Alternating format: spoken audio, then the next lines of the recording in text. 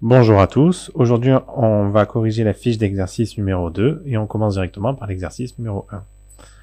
Dans cet exercice numéro 1, on nous dit, en France métropolitaine, en 2018, la forêt couvre environ 31% du territoire. Les 3/4 de cette forêt appartiennent à des propriétaires privés. Quel pourcentage de la superficie de la France métropolitaine occupe les forêts privées? Ici, on est dans le cas d'une proportion de proportion. Donc 31% en proportion, ça donne 0,31. Le 3/4, c'est 0,75. Quand on fait 3 divisé par 4, ça nous donne 0,75. Et donc pour répondre à la question en petit a, on a vu dans la fiche d'exercice précédente que pour faire une proportion d'une proportion, il fallait multiplier les proportions entre elles. Et donc ici on nous demande quel pourcentage, on convertira en pourcentage après. Donc on va d'abord faire 0,75 multiplié par 0,31 et ça me donne une proportion équivalente, une proportion totale de 0,2325. Donc ça, c'est la proportion des forêts privées qui sont en France. On va le marquer. Voilà. Si maintenant je veux le convertir en pourcentage, il suffit de prendre cette valeur-là et de la multiplier par 100. Et donc, ça me donne 23,25%.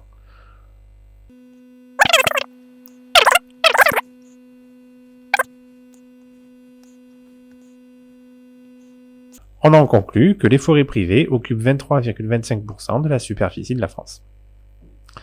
On a terminé avec la question A. On s'occupe maintenant de la question B. La question B, on nous dit que la superficie de la France métropolitaine est égale à 551 695 km². Quelle est en kilomètres carrés la superficie des forêts privées? Eh bien là, il suffit simplement de multiplier la superficie totale de la France par la proportion, et dans ce cas-là, on obtiendra la superficie en kilomètres carrés des forêts privées. Et on a tous les éléments pour pouvoir y répondre. Donc la proportion de forêts privées, elles sont ici.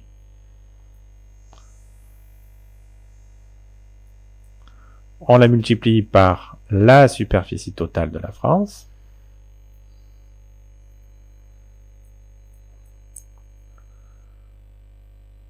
Ce qui me donne un total d'environ 128 269 km². Voilà, donc ça, c'est la superficie des forêts privées en France. On passe maintenant à l'exercice numéro 2.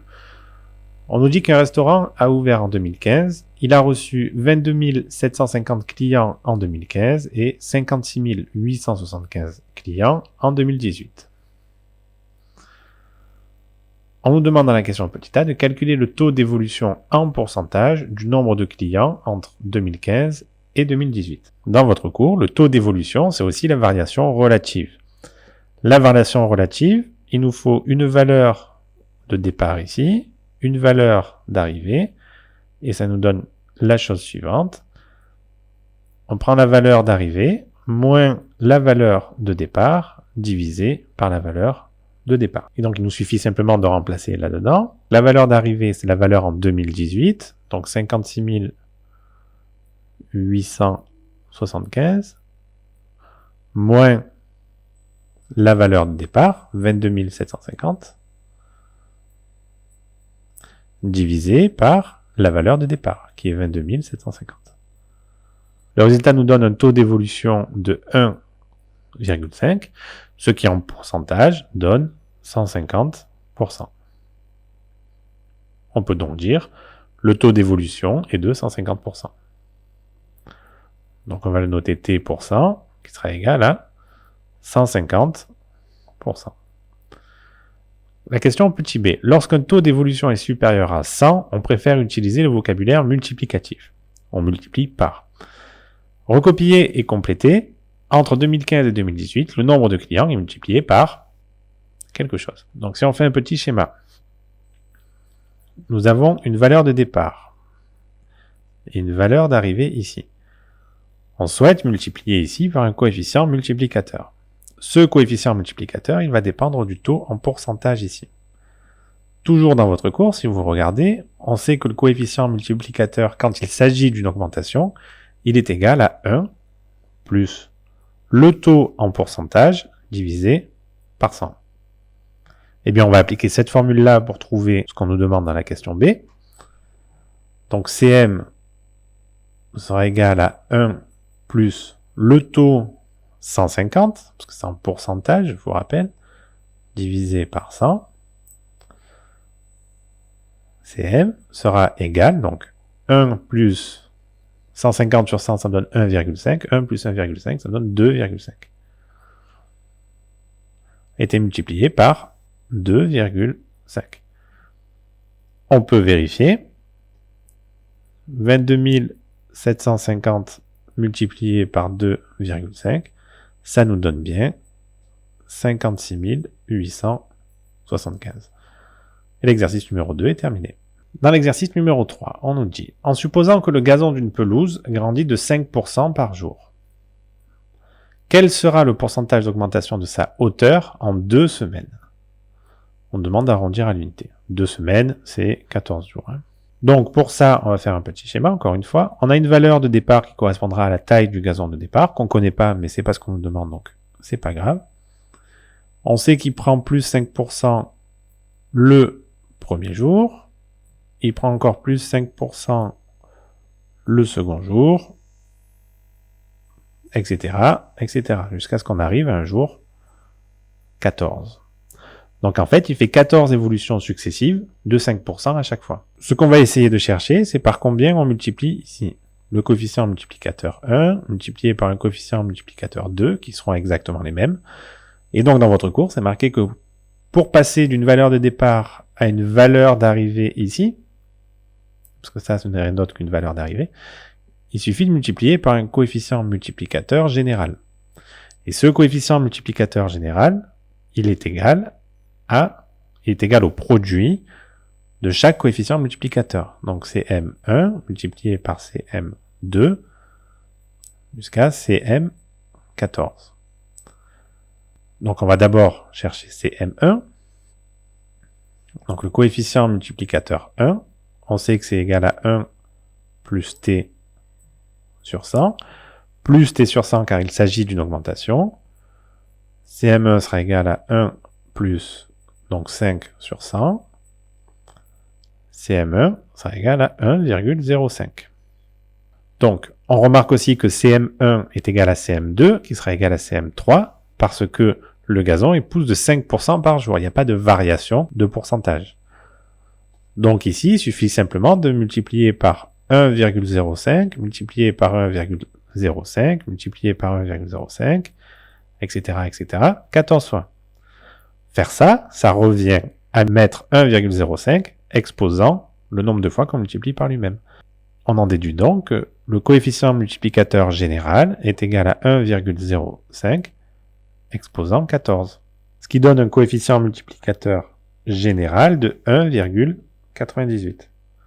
Nous ne cherchons pas un coefficient multiplicateur, mais bien un taux d'augmentation en pourcentage. Le pourcentage d'augmentation. Nous allons donc réécrire cette formule-là appliquée au coefficient multiplicateur. Nous avons la valeur de ce coefficient, donc on sait que CMG, donc 1,98, sera égal à 1 plus T sur 100. On fait passer le 1 de l'autre côté, ça nous donne 0,98, qui sera égal à T sur 100. Ça implique donc que le taux en pourcentage sera égal à 98%. Et notre exercice est terminé. Nous passons maintenant à l'exercice numéro 4. On nous dit, dans chaque cas, détermine la valeur de T. La fréquentation d'une salle de cinéma a baissé de 20%, puis de T%. Donc c'est 2 baisses successives. Au total, elle a diminué de 32%. Donc nous avons une valeur de départ ici, une valeur qu'on va nommer 1, qui correspondra à la première baisse, et une valeur qu'on va nommer 2, qui correspondra à la deuxième baisse. Sur la première baisse, la salle de cinéma perd 20%.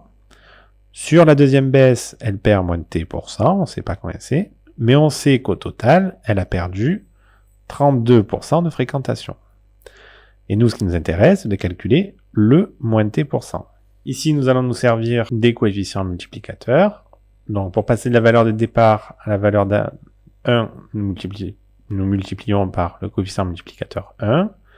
Pour de la valeur 1 à la valeur 2, c'est le coefficient multiplicateur 2. Et le 32%, il correspond au coefficient multiplicateur général. Alors ici, on a des taux, on n'a pas des coefficients multiplicateurs. Donc dans un premier temps, on va calculer les coefficients multiplicateurs. Nous allons donc, pour le moment, calculer les valeurs des deux coefficients multiplicateurs, CM1, CM2, en nous servant de CMG. On sait que CMG, le coefficient multiplicateur général, c'est égal à 1 moins t sur 100, car il s'agit d'une diminution, moins 32%, et CM1 sera égal à 1 moins t sur 100. Le taux, à chaque fois, correspond pour le CMG à 32% et pour le CM1 à moins 20%. On va donc faire ça. Ça nous donne donc, nous avons 1 moins 32 sur 100. Et pour CM1, nous avons 1 moins 20 sur 100. Pour le coefficient multiplicateur général, ça nous donne 0,68. Et pour le CM1, ça nous donne 0,8. Nous savons maintenant que le coefficient multiplicateur général sera égal au coefficient multiplicateur 1 multiplié par le coefficient multiplicateur 2. Eh bien, nous connaissons la première valeur et le CMG. Nous pouvons donc facilement calculer le CM2. Ça implique que le coefficient multiplicateur numéro 2 sera égal au coefficient multiplicateur général divisé par le coefficient multiplicateur 1. CMG, c'est 0,68 divisé par 0,8. Ce qui nous donne une valeur de 0,85. Nous connaissons maintenant le CM2. Nous savons que CM2 est égal à 0,85. Et bien maintenant, connaissant le coefficient multiplicateur numéro 2, il est assez facile de retrouver le taux en pourcentage. Nous allons utiliser cette formule-là, qui reste la même. Donc nous savons que CM2 est égal à 1 moins t sur 100. Nous connaissons la valeur du CM2, qui est de 0,85. Elle sera donc égale à 1 moins t sur 100. Nous faisons passer le 1 de l'autre côté, ce qui nous donne moins 0,15, qui est égal à moins t sur 100. Les deux moins vont se simplifier, ce qui nous donne t est égal à 15. Attention, t est en pourcentage. Ce qui fait que le taux d'évolution ici, il est égal à 15%. C'est-à-dire qu'entre la valeur 1 et la valeur 2, elle a perdu 15%. Nous allons maintenant passer à la question petit b. On nous dit le prix d'une place de manège a baissé de 20%, puis augmenté de t% pour revenir à son prix initial. Nous avons donc une valeur de départ qui est ici, qui arrive à une valeur d'arrivée en baissant de 20%. Et puis après, elle revient à sa valeur de départ. Nous sommes donc ici dans le cas d'une évolution réciproque. Qu'est-ce que ça signifie? Ça signifie que pour passer de la valeur de départ à la valeur d'arrivée, on multiplie par un coefficient multiplicateur. Et pour revenir à la valeur de départ, on multiplie par 1 sur ce coefficient multiplicateur.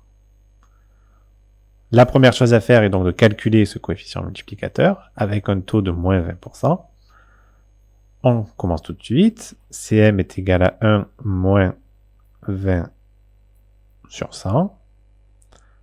Cm est égal à 0,8. Pour calculer l'augmentation, qu'on va appeler petit a, elle sera égale à 1 sur Cm, qui sera donc égal à 1 sur 0,8, ce qui nous donne 1,25.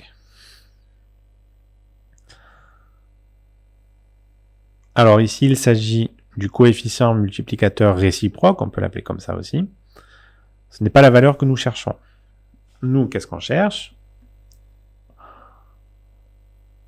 On cherche l'augmentation du taux en pourcentage. On va donc continuer. Donc on sait que ça correspond à un coefficient multiplicateur en quelque sorte. On sait donc que 1,25 sera égal à 1 plus, parce qu'il s'agit d'une augmentation, t sur 100.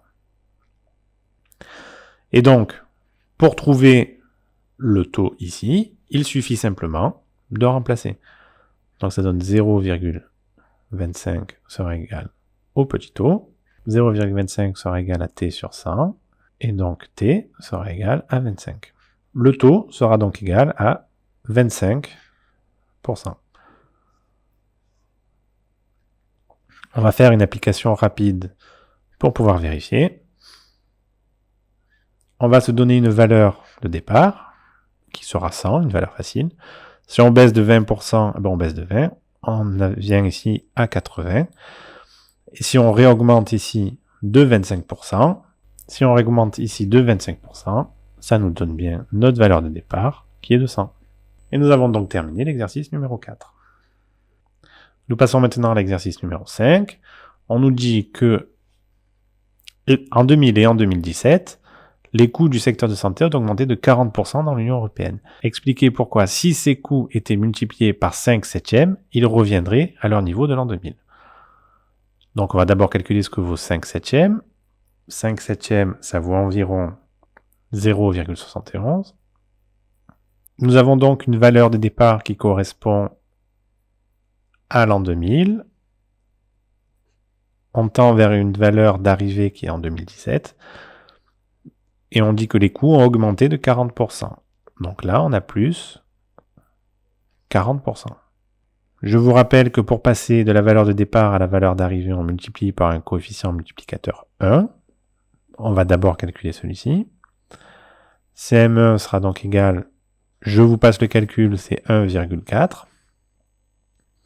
Et bien, pour passer de la valeur d'arrivée à la valeur de départ, on multiplie par l'inverse.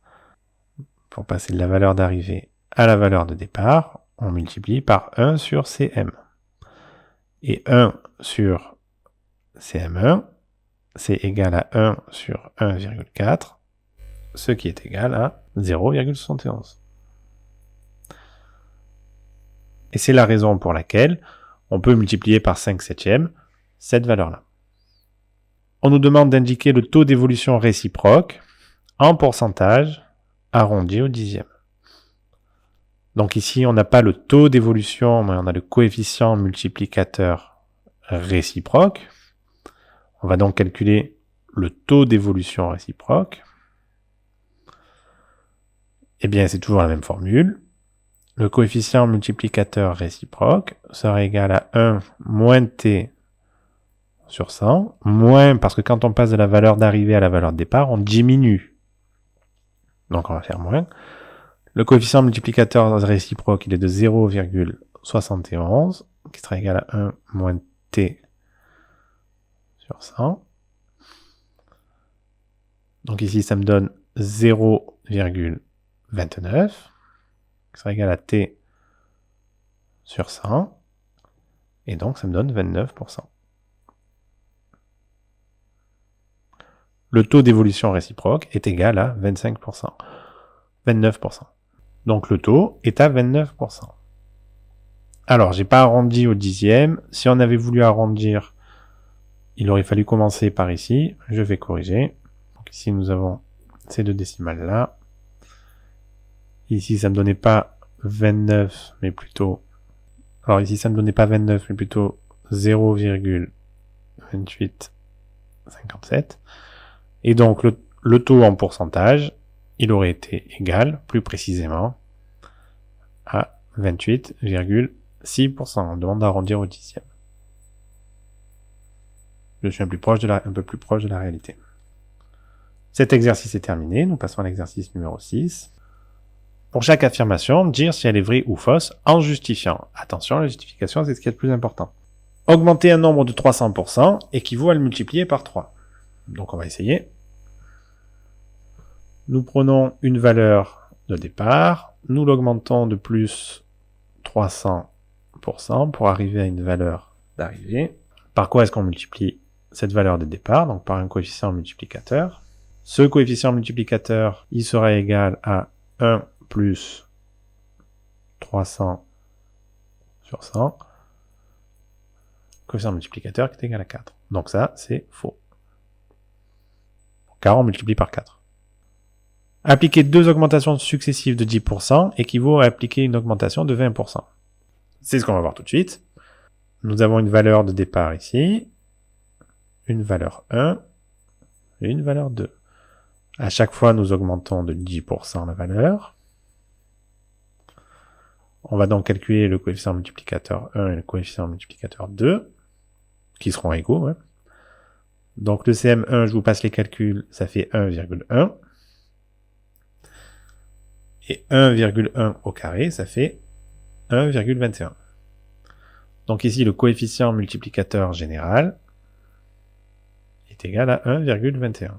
Mais ici, on ne veut pas un coefficient multiplicateur, mais plutôt le taux. Et ici, le taux sera donc égal à 1,21 moins 1 fois 100, ce qui nous donne 21%. Donc là, c'est faux. On nous dit que appliquer 2 augmentations successives de 2% équivaut à appliquer une augmentation de 4,04. C'est ce que nous allons donc calculer. Nous avons une valeur de départ, une augmentation de 2%, une valeur intermédiaire et une valeur d'arrivée. Après, une augmentation aussi de 2%. Nous allons calculer le coefficient multiplicateur. Je vous passe les calculs. Cm est égal à 1,02. Le coefficient multiplicateur général, lui, sera égal à 1,02 au carré. C'est ce que nous avons vu dans l'exercice sur la pelouse. Et c'est égal à 1,0404. Et bien là, nous avons un coefficient multiplicateur général. Nous allons essayer de retrouver un taux d'augmentation. Pour ça, toujours la même formule. CMG est égal à 1 plus T sur 100. CMG, c'est ce que nous avons ici. Donc 1,0404 est égal à 1 plus T sur 100. On va faire moins 1 ici, ça nous donne 0,04. Quand on multiplie par 100, ça nous donne 4,04. Donc cette affirmation-là est vraie. Nous passons maintenant à la question C. Augmenter un prix de 4%, puis le diminuer de 4% équivaut à le diminuer de 0,16%. Alors nous allons calculer ça.